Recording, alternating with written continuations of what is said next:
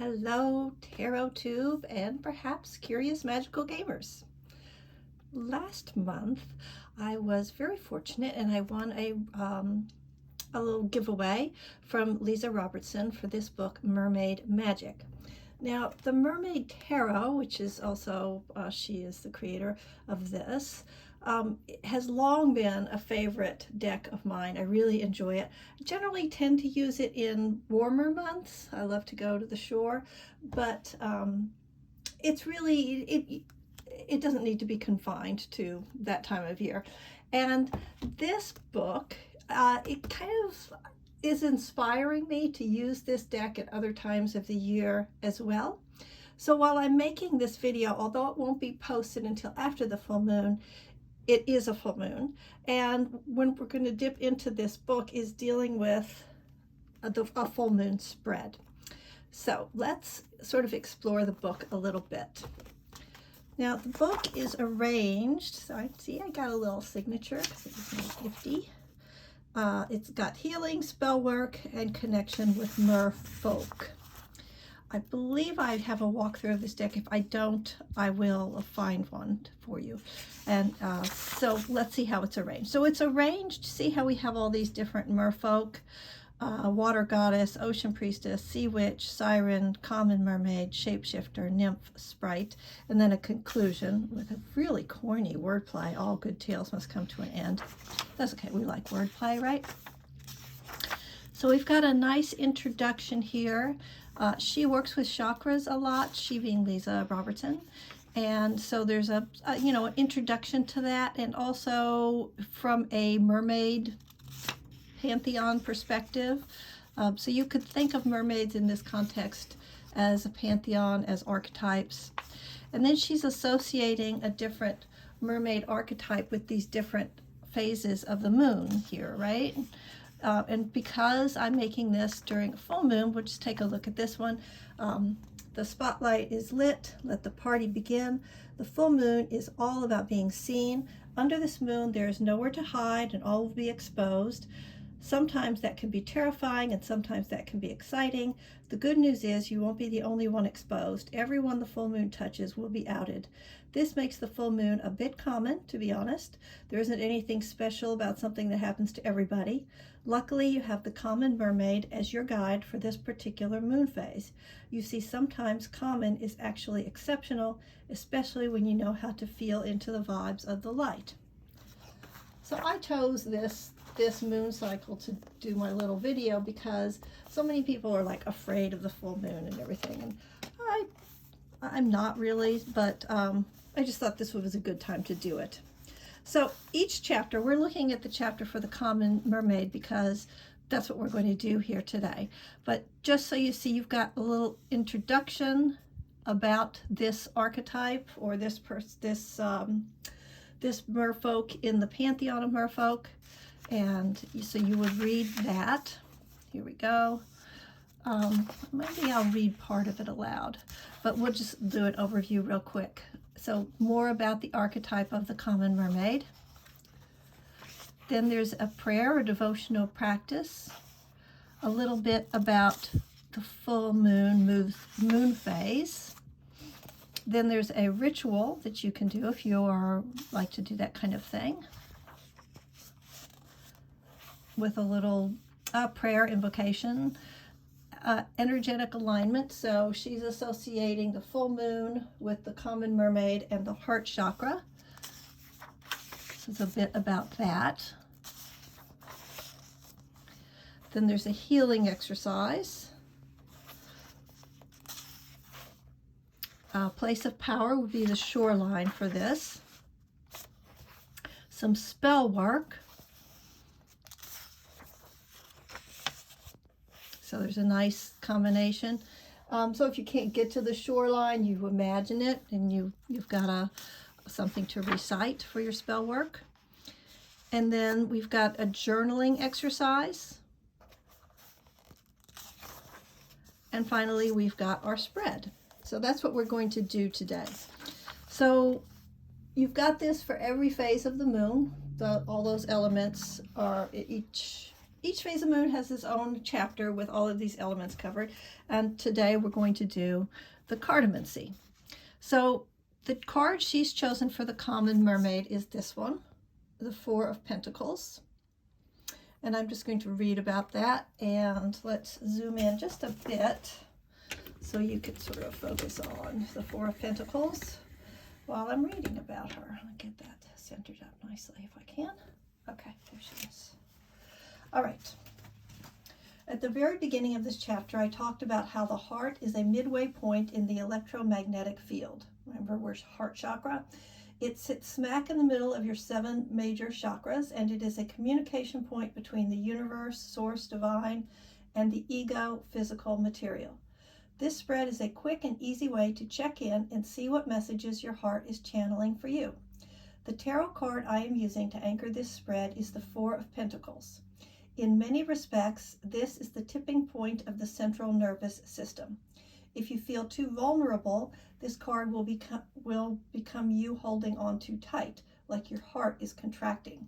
If you feel good about where you are, then this card can represent feeling safe and secure in your daily life, like your heart is being open and willing to receive. So if you want to anchor this spread with an oracle card, you could do that as well.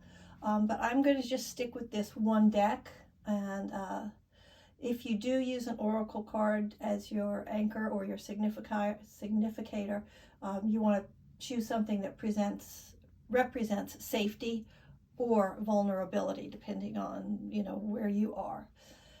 Okay, back to the text. Place the Four of Pentacles card or an aligned oracle card face up in front of you. This is your anchor card, also known as your significator. It grounds the energy of your inquiry and focuses it squarely on the Four of Pentacles. Pick up the rest of your deck and give it a shuffle. Okay, so now I'm going to do the rest of the draw for you. So I'm going to close this up and give us a nice plain background for our spread. Maybe we'll go up a little bit. So we're going to use this Four of Pentacles, excuse me, and this very pretty bag is what's called a Peggy bag, because Peggy Papez makes them, and I will put a link in the comment section so you can check these out if you're interested in this work. All right, so I'm just shuffling here, and then we'll start pulling cards. Now, I'm going to read each position, and I'm going to pull a card just sort of for everybody, I guess. But I'm not going to try to interpret the spread so that you can do that for yourself. Also, I'll try to go slow enough so that if you wanted to draw cards for yourself and read your own, you can do that. If you have a mermaid deck or any kind of water deck, I suppose. All right, so I'm going to draw a card and place it above the anchor card. So here's my anchor card. I have to go up higher. So the one I'm pulling first is the Page of Swords. I am going to have to go up higher. Sorry, everybody. There we go. All right, so this position is a message from the higher realms. Then I'm going to place another card below the anchor. And I really haven't got this centered out right. There we go. Okay. So this one, the Page of Pentacles, we got everything? No, we do not have everything. I don't think I can get everything. There we go. All right, sorry everybody. There's the Page of Pentacles, and that represents a message from the physical realm. And then we're going to take one last card, a third card, and it's going to cross over your significator or your anchor card. And I've pulled the 10 of Swords, and I'm putting it out to the side a little bit so you can see all of the images. And this message is the one your heart is broadcasting to your central nervous system. All right, so I said I was pulling cards for, whoever happened to be here, but these are cards definitely. This is my energy all over it. Okay, so if you've got this, then you're going to take your time, you're going to go over them, and now I'll read Leeza's text for this. You might need to open up your journal again and take some notes. Remember to write down how these cards make you feel. This is the heart we're talking about after all, so it is all about feeling. I also recommend doing the common mermaid prayer after your reading. Okay, so I'm going to read the Common Mermaid Prayer now, so that if you are wanting to sort of work through this with the video, you can do that. All right, let me go back and get that prayer. The Common Mermaid Prayer. Okay, here we go. I am stopped, movement paused, my head drops, humbled by the miracles, ordinary things making magic. Hand on heart, breath of life, all that has become manifest, what lives, what grows, what loves, what dreams, is blessed in this moment, a common day, a common life, a phenomenal existence, and so it is. That is the prayer, and then I'll just read the last little bit that she has for this mermaid. Okay, it says, this wraps up your time with the Common Mermaid. The mermaids and I recommend taking a small break before you dive into the next chapter to allow yourself some integration time. You have done a lot of work, even if it doesn't feel like it, so be kind and gentle with yourself. When you are ready, the mermaids and I shall see you on the next page. So then we go into the next page. So now our moon is going to start waning, right? We waxed up to the full moon. Now it's going to start waning. All right, that is it, y'all. Maybe I'll just show you a few images if you're not familiar with this. I'll just let you look at a few. I really love this deck. I think it's quite diverse. I enjoy how they've managed to capture and illustrate 4 different elements in an basically undersea world. And I think it's just lovely. It's really, really one of my favorite decks. I think it's just fabulous. I don't really have any criticisms, I don't think. I mean, that one card that I pulled, this one, that's distressing, but the Ten of Swords, that is distressing, right? But it is the end, you know, something else is going to happen, just to put that out there. Yeah, I might as well just go through just look at them real quick. So thank you for stopping by. I hope that you have found her Leeza Robertson's work enriching as well as interesting, and that maybe you will consider working with one of her decks. She's got several, and her books, I think, are they're deep and they're nurturing and comforting, and they've got so much material. You can't possibly do all of it because there's just so much in there, but that lets you sort of pick what resonates with you at that moment. Like I wouldn't anyway, sit down and just read through that whole book of mermaid magic and do everything in order. That would just be exhausting.